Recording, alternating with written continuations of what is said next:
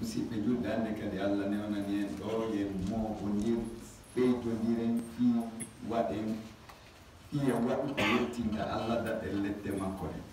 Bismillahi llazi wajjaba alayna siyama ramadana rahmatan lana. Eɗen fuɗɗorde inde allah o wajjimpinɗo e men horugol suumaye, o wajjimbiniraɗi noon e men horugol suumaye fiyo heɓu nafa goo ko fiyurmegol en. Au nom d'Allah qui nous imposa le jeûne par pitié, Allah dali sumu hore li ru'yatihi fi o yi'i sumaye waftiru taƴoye li ru'yati fi o yi'i juldanu. Sabi kadi on tigi yi'ani kono yi'i yi'uɗo holniɗo koyo yo haray koyo fuɗɗo sumaye on maka fen ɓay o yii yi'uɗo kadi juldandu o waɗira o jokka o ñentina ɓen ɗon. Kono kadi wa in humma si lewru ndun noon duule waɗi e mayru haray ko ya limu ha wona balɗe capanɗe tati sabbordu suumaye on ma balɗe capanɗe tati suumaye on lanni. Si tawi ɗum ɗa e duule waɗinde ñande a wata yide ɗum noon a wolay fi suumaye tum tegeji yette jalloɓe fof maƴa. ɓay mi ari ɗo min assalamu aleykum, woy ko aleykum salam ya imam, hande min assalamu aleykum.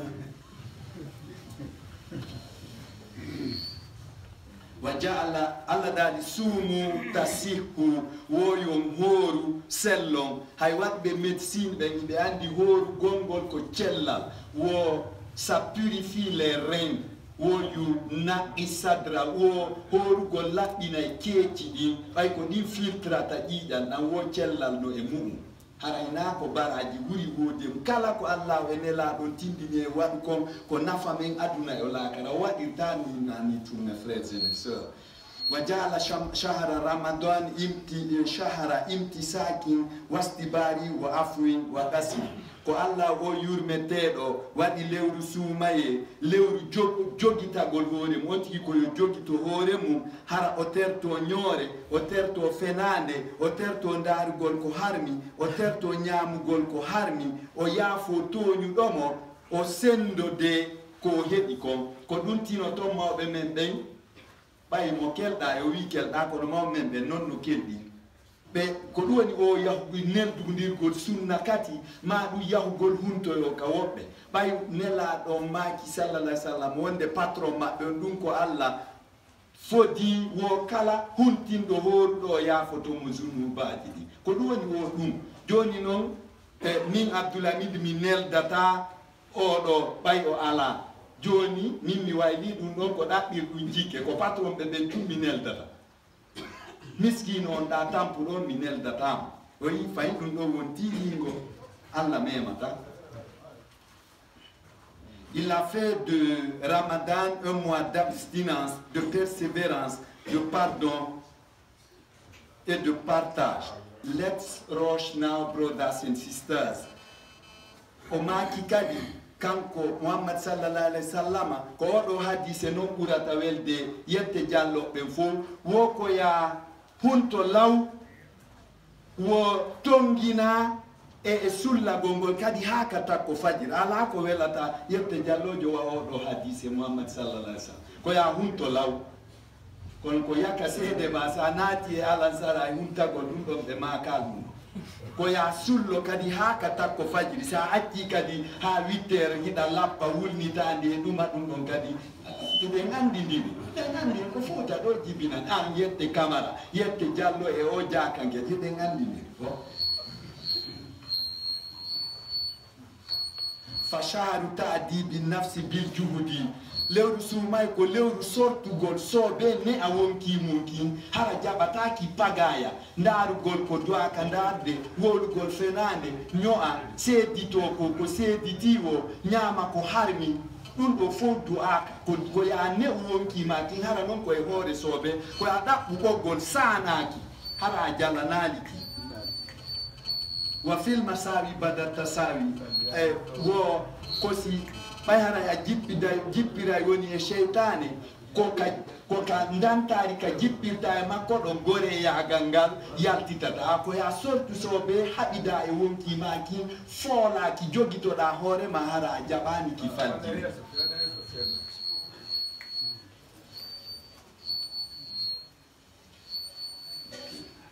C'est un mois d'éducation de l'âme et avec ferveur. Fafihi yunqizuna lirat ikhaflatina fima khabara min al-ashhuri. Ko ender lu lewrudo Allah faboto en o fabora en walkugol jolde welsindare ko watno de rewgol welsindino de rewgol Allah kon ender lebbi sappo e go fettudi din. Bay ko tagiri en ko fiye rewmo pet ko dun tum mi den haja ko woni wosi na fi ko tagien ko hiden nati darno cuudi e cionci labadi e otoje e kutagol parseji ɗo ha falo bowe ko minjel ko ɗum natude may ko en ɗaytude hiɗe yurmi ɓay en anda koye yurmuɓe mes frère. Donc o tagiri en fiye rewmo tun enen tertiɗen ko tagiraɗen ko fop hawkuɗen ɗum ɗon jokkuɗen fi aduna ko acceten ga kon awa ko ɓay noon o ɗum ɗon kanko hino aaninimo himo yurme en o tagiri nduɗo lewru fi walkugol paga e mo wannoɗen on e nder lebbi sappo e go feƴƴuɗi ɗin. C'est en ce mois qu'il nous repêche pour pallier à notre négligence dévotionnelle pendant les 11 mois écoulés. Antal munwi bil ibadati ko an yo anni yiɗo reway Allah badir wataqarrab ila wadudika nyoro sorta so be ɓadoɗa e o giɗoma Allah zi farata min ho giɗoma Allah mo dogunoɗa jokkuɗa cheytane wataqarrabta min mo diddika ɓattiɗa o gagnoma Allah zi yurdika o programme makko fof ko mari ko halkugol ma o cheytane e nduɗo lewru kadi imo moƴƴi ko goyna e nder nduɗo tu yamira ko sono wo sono ko ya waɗu ko Allahu yamirma ya waɗu ko pottitoɗa ko haɗuma ko kono ko hakke ko yurmede makko nde mo ɗuɗɗinindu e nduɗo lewru ɗo kanko ina ya paga ina ya welsido pes koye taw note ji maɗi fof ko 10 sur 10 ñande wo ñande ɓay corrigete koye taw ñande o ko 10 sur 10 maɗa ko ɗum wona tentinirede suuma sina na e suuma e tum harmuɗi ɗin harmi daggiɗi ɗin daggi. Donc ko ya soobino ɓattoɗa Allah o mo doguɗa pottitoɗa cheytane o mo fiiliɗa jaatiɗa ɓayra on ko fiya halko tum o jokki tertoɗa ndereru ñamugol ko hendiɗa wo. Toi qui as l'intention de faire du bien, accours et approche-toi de ton ami que tu as fui et tu t'es collé à ton implacable ennemi qui cherche à t'anéantir. Ima boala woɗɗito cheytane. Avoid it, brothers and sisters. Dogu shaitan, what it omo, and hate him, add him, anu shaitan. By ko ganyoma anumo. What I want to fojo hanjato da ganyoma. Irmid waqda abakhyaka nahwa khalidil wara. Mobo e hada wonki makin bewre hara hollali dum tagudo tagge fongo. Mobo da empêcha wonki ma kin bewre fimata haɓido e jeeɗo tagge fongo tertoɗa gañanendi hide wondi noon e ɗum ɗon noon koko yonata hinayo goto hetto ko an tun e ɓeygure ma nden tun hettoto goto ɓiɗɗo goɗɗo hinayo hetto ma gomo gollidata nayo hetto kawtal ma nayo hetto an ko an tun hettoto tant que hiɗa jogui ɗiɗo piiji fenande e guddan e gañanandi e naafi iyagal e ndereraku Allah wo o jaɓata ko horuɗa kon ɓay haray a ñamali tun a yarali tun kono a hoora dey siɗa jogui ɗiɗo tay noon nduɗo lewru addama yen profitu o yafano e zunubaji men ɗin ɗo kadi en naati e waɗgol kon ton tuku ngo hawka e fop nini tanke ida settade fena hida fen hida kansude hida jattude hida naafi ginade hida tambiti zina e kala ko wa'itata non hida wuddi andu a ñallirtum a letti wonki ma kinkin ɗon kadi ñawoyte ñande danga Allah memata ko horuɗa inami wowli ɗum ko Muhammad sallallahu alaihi wasallam maki on kad na kanko inventi ɗum ko ustad makko on Allah rabbu samawati wal ard ko on kadi neli mo yo yottin ɗum. Abstiens-toi et arrête ta désobéissance à l'égard du grand créateur de l'univers. Mari man saba men fo woke saba non Allah obete jo dali ya wadu hunde wadu nden don weldon. Haza shahr nuzatum ihtanimha. Nde do dey du lewru dey ko noy wa dabbunde geru profita ankadi bay Allah dali ya son yaremu aremani o dali ya sonyitu asonyita kanko sonyiti o hibbindiri maro fonye ko wa itatanon e misal woni nokku don kadina baka suduma ko don kadi wonde fagayde non de Dieu ala ko wel sidori wa me iden sikude non iden fin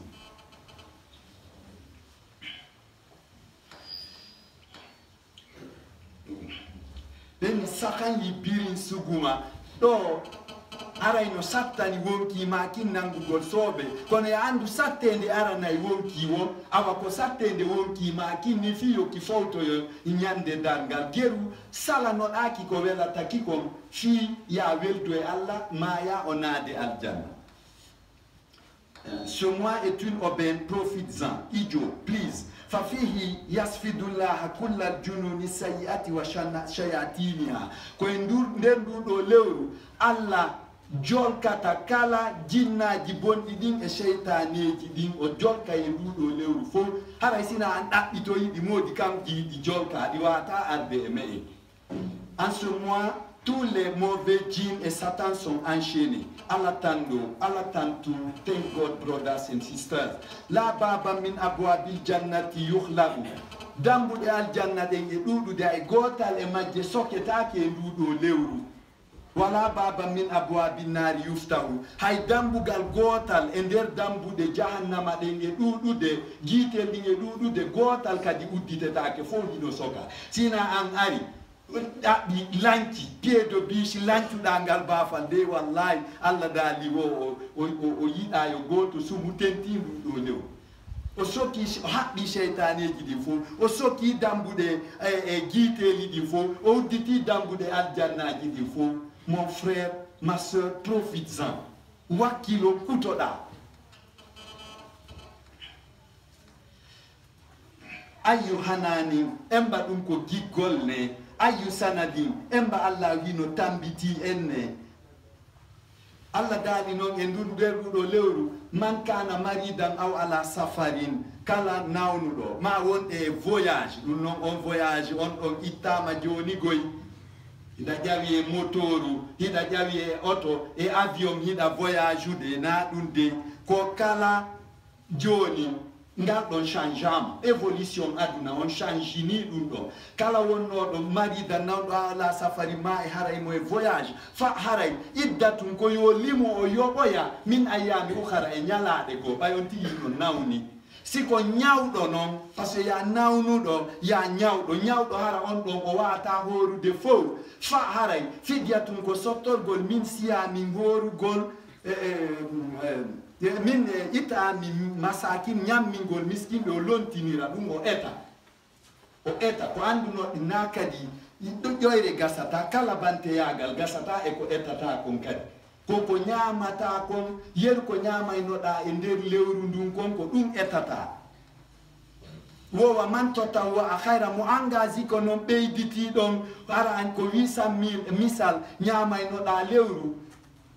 a ko ya jonnu 800 000 sa engagé ke noon kadi a wiya waɗay 1 million fa huwa ɗum hayrul lahu no moƴƴanimo wa anta sumu kono ko son hoori no hayrul lakum ɓuri on moƴƴande in kuntum so laatinoke talamuna heɗon andi kasrata ajri sa imi ɗuuɗedi baraji horuɗo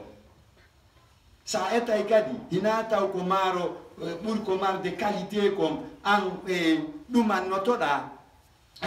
hara ko ɗum ñamaynoɗa kono joni an ɗaɓɓa maaro ñeele ha wiya a jonnay ɗum ɗon tampuɓe ɓe Allah memata ɗum ɗon kadi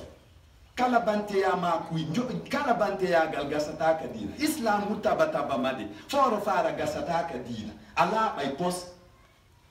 ko yeru ko du'an ko ñamaynoɗa kon ko ya ittu ɗum say noon a engagé ke waɗugol ɓuri ɗum no moƴƴi kono ko ɓuri moƴƴude kon ko si a hoorino siɗa anduno ɗuɗe ndi baraji hooruɗon ko en laaɓoti pos menni ka e wolanay talibaɓe wa alallazina yutiqunahu wa fidyatu e sottorgo taami masakin ñammingol miskimɓe alallazina no fawi ɓen yutiqunahu ko ɗum kono ko la yutiqunahu ɓe wawata ndu horude on place ay la négation laamu ittintinowo walla c'est que ina yutiqunahu min on o sama kala wattagol kala anda kala wiya no udditi duɗal hara untay woni yimɓe ɓe hara a sabimbinay woni yo allahu yedde wa alallazina la yutiqunahu ɓe ala taɗa horugol ɗuɓen ɓen ɗo no fayɓe fidyatu sottorgol etira remplacera ɗum ta an masakin ñammingol miskinɓe.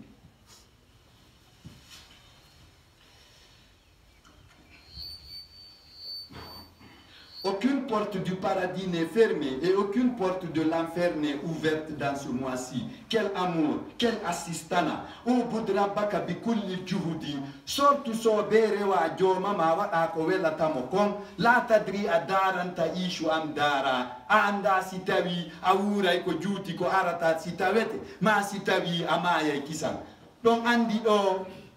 ko arsika de wo be tawetake do e sumay. Woɓɓe men tawetake e nder min naali nder ɗo kono tawe woɓɓe tawetake suumayo woɓɓe fuɗɗoto ndu e kono ndu lannitotaka ta ɓe fatike woɓɓe hoora ndu kadi kono ko aroyta ɓe tawetake donc ɓay profite o occasion arɗo ɓay fewɗo Allah no accamma ngo fofango wini Allah no moƴƴi e ma'a aray ha tawa ko wata waɗande makko hay goto watama waɗande donc o landoytama dow fiingal cellal ma ka hutorɗangal fi sa hutorno e dewal Allah jawdi ma ndi sa hutorno e fi dewal Allah ma siɗa jannguno sa hutorno fi dewal Allah o accatade o sellinima minni on ɗe joppe ya l'appareil respiratoire Allah ɗo waɗi ɗo systéme wi feetu ngi fen o sakkitori joppe ɗen oni ɗon ɗon o pompante ɗe 180 fois e nder l'heure himo moƴƴori e ma ni ƴettu hutora ɗum ɗon li jannatika fi aljanna ma on mon frère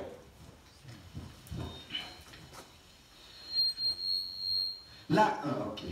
fa ajumum en tout cas ko jarrabuye dow fewdanima fewdanila si Allah tun accima e nder cella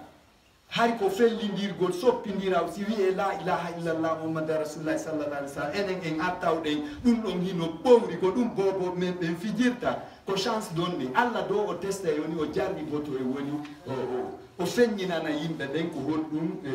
ɓe waɗata. Évoque ton Seigneur, tu ne sais si c'est un jour que tu vivras ou si c'est longtemps. C'est vraiment une épreuve. Amukolo made ken kham aduna atelonna, it's never known, brothers and sisters. Istaqbilhu fil hashashati wa bishukrillahi al-arid wa ihtizar. Jaɓɓor o ko ɗo wonɗo arde o wondan ɗo may chance jaɓɓor mo e nder welo welo e weltanagol Allah hara ko weltare yaajunde e hoore e nder renare kadi wata lancu meuble jiɗi wata memu ɗo ko memetake porgitanama o chance mo Allahu addamma. Accueille cet hôte dans l'allégresse, la reconnaissance de l'immense bonté d'Allah et de la méfiance. Aljina ye ñini lalle aljanna on de ko ɗaɓɓeteɗo ate sinkala aljina te sinkala de aljanna on de o luɓetake amiɗo ande miɗo chauffira ɗum fala maître journaliste ɗo yandi wernol lanka aljanna mon ɗo tampi on tuma niwa ɗo kan mi yaha yontere ka ɓe ɗum gasta ha fermama lanni ko bombarde gol tufannama Allah ko Allah wa kullu nafasina khatta'una wa afdalul khatta'ina tawwabun. Wo kala banu adama hutoray oxygène fofowo waɗay zunubu kono ko ɓuri ƴelɗude kadi waɗoɓe zunubu ɓen fof ko tuuboɓe hinna heemi huli Allah yomi terto ɗum ɗo dey mi acca ki bonkiɗo mi welde e Allah ko ɓen ɗon kadi ɓuri ɓay fof ko degré ji c'est échelonné ndikka ɓen ko ɓen ɗon kadi ɓuri moƴƴude e di bonnugol tun ronka tuubude wo fahina khashiya adam rabbahu talaqa kalimati tawbati min rabbihi ko fewndo adama huluno jooma makko ɓay o pagayi o tori jooma makko e yo on addammo kongu ɗiɗi o toroɗamo pardon eyi ɓeydi fa adama talaqa o tori min rabbi joom makko kalimati tawbati konguɗi tububuye fa ataha iyaw allah hokkimoɗi fa taba ila rabbi o yiltitika joom makko o tori pardon fa taba alay on ɗon noon jaɓanimo tubuɓe tanke a tuubayi haray a hulata allah sa tuubi kadi a firti haray ɗon a yawimo a mokkimo haray ɗon on a lanni perdude tububuye telon beddi ñande o ñande tuubetake marratun wahidatun ko une seule fois dans ta vie nde wotere tuubata sa porgiti ɗon on haɓi mo windema ka liste frappoyteɗe tout ceux qui respirent et consomment l'oxygène sont pécheurs et les meilleurs pécheurs sont ceux qui se repentissent bilen sinnamma de yilto dey iwa ɓawo cheytani artaka allah artuka allah tinna de a anda nde mayata saya te sonela de saya te sonela saya mu sonema al hatfu la yutanti mayde nden sonata juhay on tigide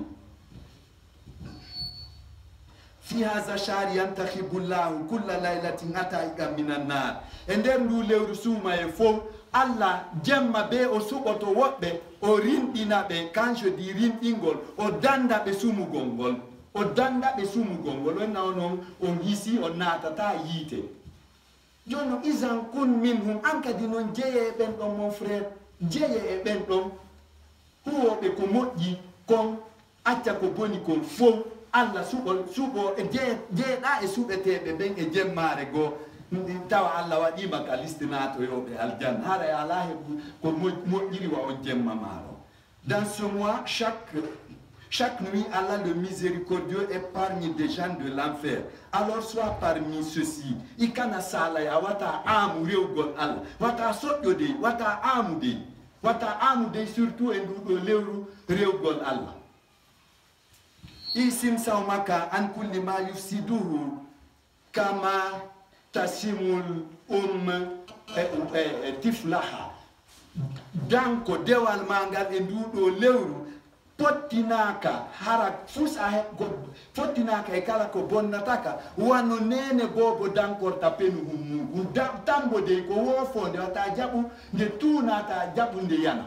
watta yila e nduɗo lewru suumay préserve ton jeûne de tout ce qui peut le gâcher ijantode la tugasir naharaka bil marahil iblisi wata kadi ayno a raɓɓinɗinira ñallal mangal beleɗe aduna ɗe cheytane addama ɓay woɓɓe wiyay ok bon joni téléphone an o mi waɗay toon film ji mi charge ay film ji mi hara mi andata suumayo heyoyɗa ƴoƴi ikiya nin woɗo kono i tese ala janfala koto hay siɗa ƴoƴi ɓuri gellal a wata janfade al ko ɗum woɓɓe waɗay ɗum ɓenna ka ordinateur an mi ɗaɓɓay de bon film ma ka téléphone an mi télécharge ay toon min daara ɗon ñallal ngal fof aɗayni hoorema wallahi o memata ko a sortay so be la ilaha illallah astahfirullah subhanallah ma fonta alqur'ana o ma juula ina ñawli ko ɗum ninni ɓe yawoɓe waɗugol rétro a yiyay kikalajo mo duuɓi 95 hino yeyi wo rétro mo yehi rétro wo andita pay ko yagal makko ngal ay ɗo yo wullude ɗin ɗon gonɗi hara warbay mbahe koyo waɗu rétro kadi wo andita ko bonnuno ko kikalawde no ya ama bloca techno ite bi 21h heɓi 4h du matin hara heɓino waɗutuji ɗuɗuɗi yoɓani hara o lakkaka e fuu hara o weldiya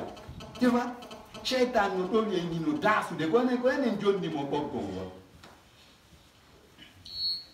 N'écourte point ta journée par des distractions sataniques, ça sera anodin. Mo bamenke ay sarala wolela, mo be ko huwi konko ɗum gol yoɓete. Inna ma tujzauna ma kuntum ta'malun. Koko gol ɗon ko yoɓete ɗon. Stawi a rewiri Allah wa sama kala, a yoɓirte wa ñama kala. Marsata quando to da kon sottinantama hay fus Allah dala ok anko film golla no da sumo mi yo be tenda do film ji c'est ça ko dum Allah sallallahu alaihi wasallam khairu sa'imin aksaruhum lillahi zikra wo horɓe ɓe ko kelɗuɓe ko ɓuri kelɗude e maɓɓe ko ɓurɗo ɗuɗɗinde rewgol Allah wo e nder suuma en ko ɓurɗo ɗuɗɗinde rewgol Allah wo wofu ɗiɗa waɗi pagaji ɗi a wi astagfirullah Allah pardon ko ɗon e astagfirullah a duwomo e ɗum la ilaha illallah alhamdulillah ako a bonɗo Allah no moƴƴi e ma wi alhamdulillah thank you my God merci mon seigneur duwomo e goɗɗum e a ɗaɓɓay woni an ma wiya no vraiment ɗo few championnat Europe derby wi molanangi no fewndi ko ɗum a taw si Messi fa boytoma derby no lonto dewal Allah ngal mi ndaaro e suuma en ɗon ɗuytoto pelleti ɗuytoto faraji ma ɗi ɗuytoto ça c'est vrai. Le prophète sallallahu alayhi wa sallam dit que le meilleur de ceux qui jeûnent sont les plus résolus à l'adorer. Tote sinkalade ni inde luɓota ko yigol komi horuɗo tun sika nadirte ɗum tun aljanna condition ji ɗin hino ton condition ji ɗin no ton la tasum li taglidin aw sidqin dunyawiyin ma wata horu fi ko naamu a tawi koyo mawɓe men ɓen horde hoora haraya falji ina ɗum de ma wigol he ɗo simi horali ka hoɗo ɗo mi heɓata komi ñama ñalorma et puis vraiment ɓe mi wona e baari ka hoɗo ɓe hawkayla a bonni kadi hina ɗum fi naamu ko naamu amen onni horugol hina ngaray Allah memata ma ko fiyo mi heɓu kam mi huntoyo ma wata ɓe wikkolan ka hoɗo ɗo ɗum ɗon fof haray Allah memata ɗum ɗon kadi. Ne gêne pas par coutume ou pour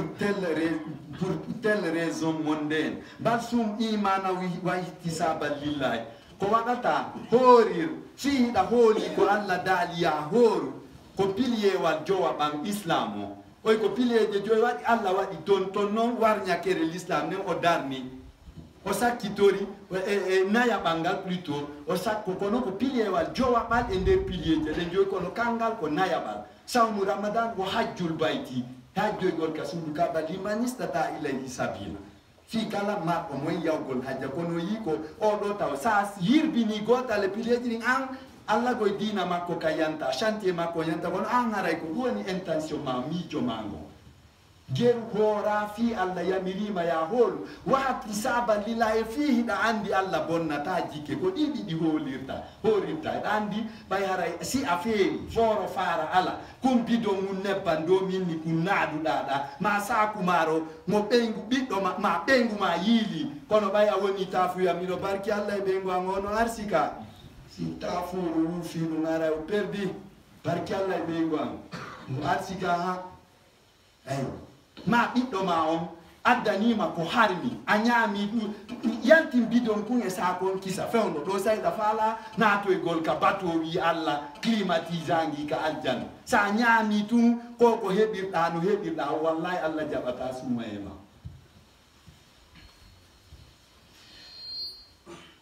wahsinu zannakum bihi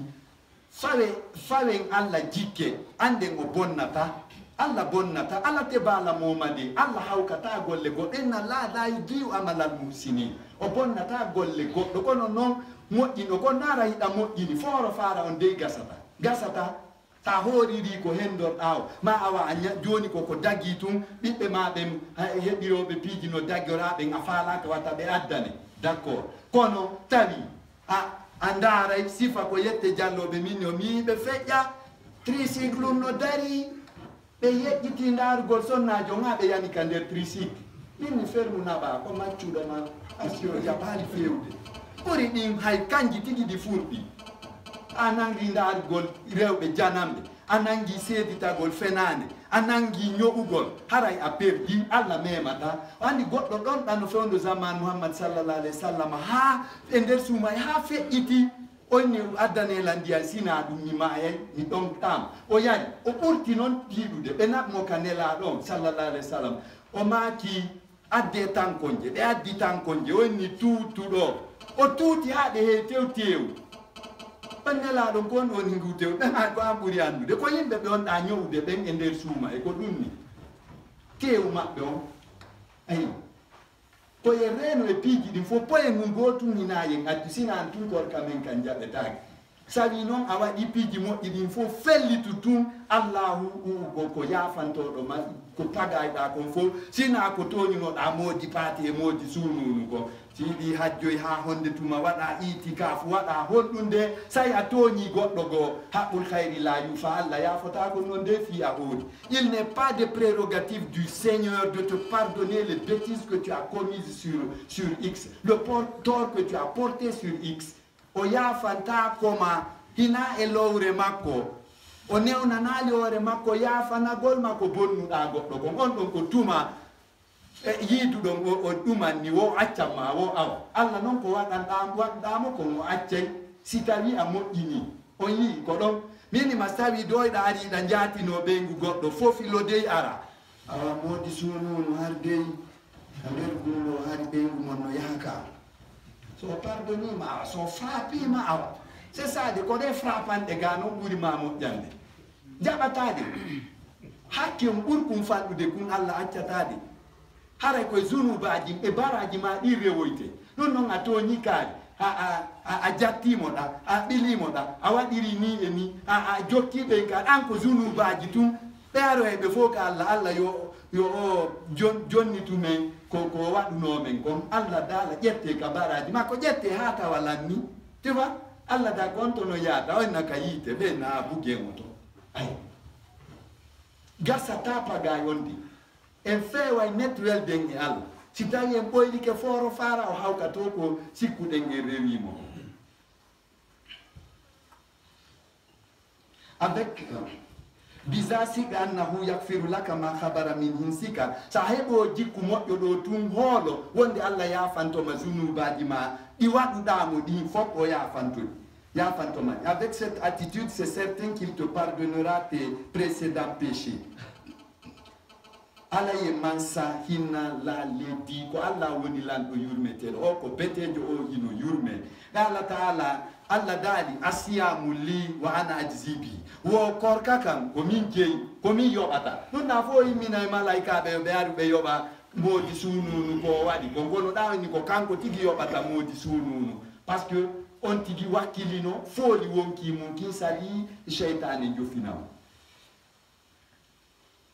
Il dit que le jeûne est à moi et c'est moi qui le paye. وهو فقط يعرف وسع رأفته وكسر سوا بالصوم. ko Allah tun andi yajendi yurmende makko nden no fotata e ɗuɗendi baraji hoorugol ngol hara kono hoorirte noon on tigi hooriri. C'est lui seul qui sait l'ampleur de sa miséricorde et l'énormité de la récompense du jeûne. akhi ko ayo musiba ijzib aksal manfaati fi ramadan ger wakiloɗa ko wawɗa ko fof kutoɗa baraji e oɗo suumaye tire le maximum de profit de ramadan kemo civilisé nin di ger wona aden finuɗo allah daali a remu a jaɓani woni ya soñi a jaɓani woni joni o soñi o mooɓi o tappi fof ya hay o uni ya nokku ɗon naɓaka ma accu wallahi ɗa fini kutoɗen baraji en ɗin e oɗo suuma e allah yafana kutagol baraji ɗin noon ko tertagol bonki kinka ko ɗin ɗon yaadi tazawad qadaran hasiran fihi lirihlatil hamusati yooɓo e nder nduɗo lewru ɓayɗa fokkiti laakara ko woni molon yonowo fi o voyage ma mo fokkituɗa e mo goto yahantama aronkatale yaade guerre moɓa baraji busko naɓora approvisionne toi en quantité énorme pour ce voyage incontournable sum karote karo beedi lewru be lewrugo hina sumaye allah moƴƴiri e ni e me en wakkiloɗen enen kadi profiten e heɓen ko yonanta en ko allah yaforay farihilatu yumkinu an takuna khatariyatu no gasagol o voyage ma mo fokkituɗa ka wona voyage sonja mayde nden sonja duumanna bitilawatil qur'ani li subuti fuadika geru duumoɗa dey kadi e janngugol alqur'ana lewru be nde tertika suuma e ɗo ɓayri koye ndurɗo suumaye lu su alquran fuɗɗa jippinede boyno sikkude koye alquran on suma on jilewnu su alquran fo jippina ko ɗo fuɗɗa ne gurda nela ɗon ɗan fo nela kar 23 ans ko ɓe nela kon fo duuɓi nogay tati on fof no jippinede ma ko ka suma e ɗo fuɗɗa alqurana fuɗɗa jippinede mais na e suma e tundu ndu jippina duuma noon e janngugol alquran min sa waloyke ka gaburuma mun kari e wanna kiiri ari hiɓe hunƴi kon piyeteɗo tum ɓe faala alquran o wona e suka labaɗo fotuɗo o kooloma ɓenna frère aya bonna yalti ka gaburuga men hendodira e abdoulamin ɗonna mi yaltata ɗo min o hari men seedataka adnanami tugula mi accatamo ɗo onon e ɗi mbaykoji mon ɗi ɓay ko ɗin ɓe sortoyta ɓe ɓora ɓe daɗɗa tapi wingi ko mbaykoji maɓɓe ɗin taw si ɓe yurmete goɗɗo ko fapologie tu welata tu vois oyna mi seedata o accano lanka aduna meɗen mo waɗanno koppe mi waɗay mo ɗo koppe mi hollamo komi beete ɓenna ko an hombo enna ko mi woni alqur'an an o uddito ɓe accira on tigi sabu ko janggayno alqur'an.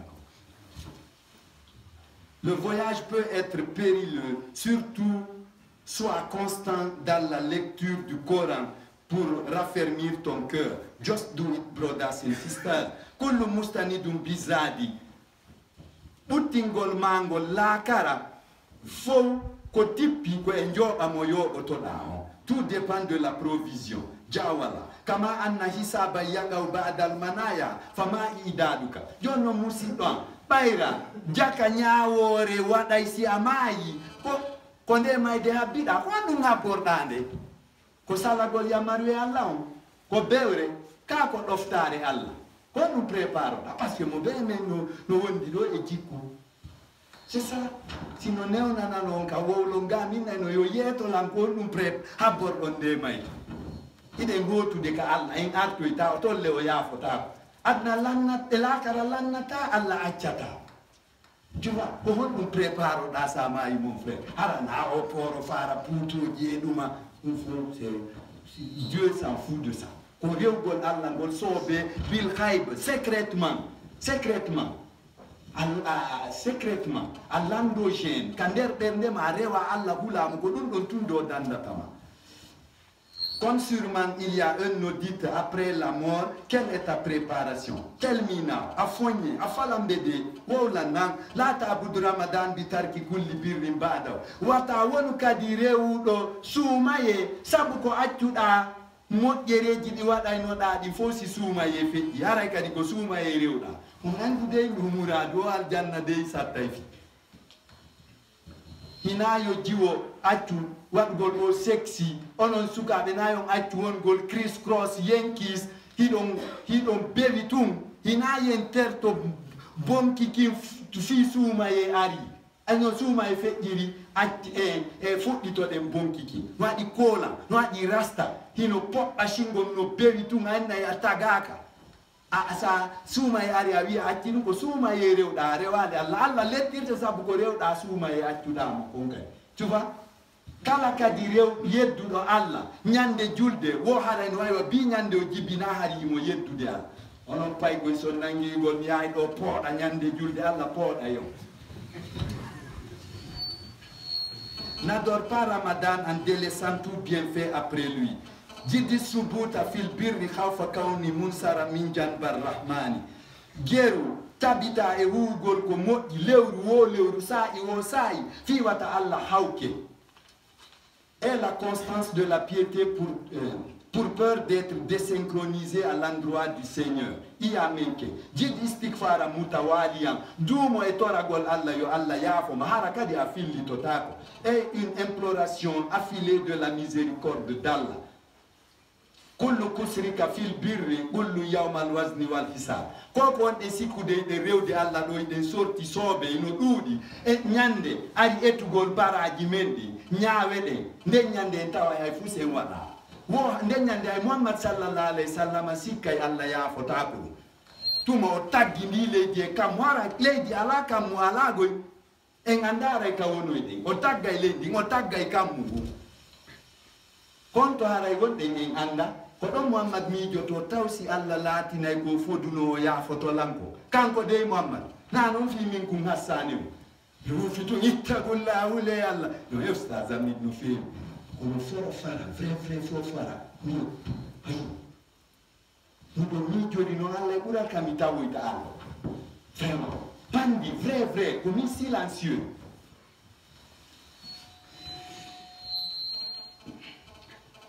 Tout maximum en vertu sera minime le jour du pesage et de l'audit.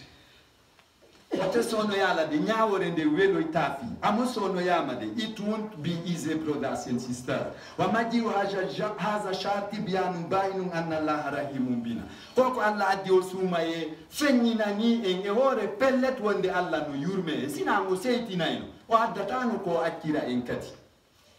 L'avènement de ce mois est un indicateur exponentiel qu'Allah nous est miséricordieux. Anye maloya alama gere non hersen Allah. Oni yen achu, ewi yen achata. Oni payi onwi on achata le mida o letugol. Ni addi kawaton gotu ni mi milti mi somi dira dundo labi teme de refiyo mi yafon. Joni enen kadi achen hersen go odi. Hersen go do fi mo gere menden aduna elaka. Kala ganali na abudahu la khair ko alla tagiri wo ko fi rewmo falamma wajada annana khafiluna anha bayranon alla tawi wonde ma hide welsindi e rewgol mo kanko alla ko tagiri en kon kala ramadana li yunjina min daranil fuhshi wa yunjizana alla tagi kadi sumay wano mi wolidin o fiyo loto en andi tundi bandi ya gangal wondude ngal iwa o faabo en wa khusha donc kadi boni den e makko laissez-vous des mots donc kadi o tawi en jabali Allah ne nous créa que pour l'adorer et lorsqu'il vit notre négligence il créa Ramadan pour nous débarrasser des impuretés de l'ego afin de nous sauver et là aussi il fut déçu de nous. Carole mancante de l'épide il faut nago tu gerem profiter et nous mon frère. ربنا ظلمنا انفسنا وان لم تغفر لنا وترحمنا لنكونن من الخاسرين ربنا اتنا في الدنيا حسنه وفي الاخره حسنه وقنا عذاب النار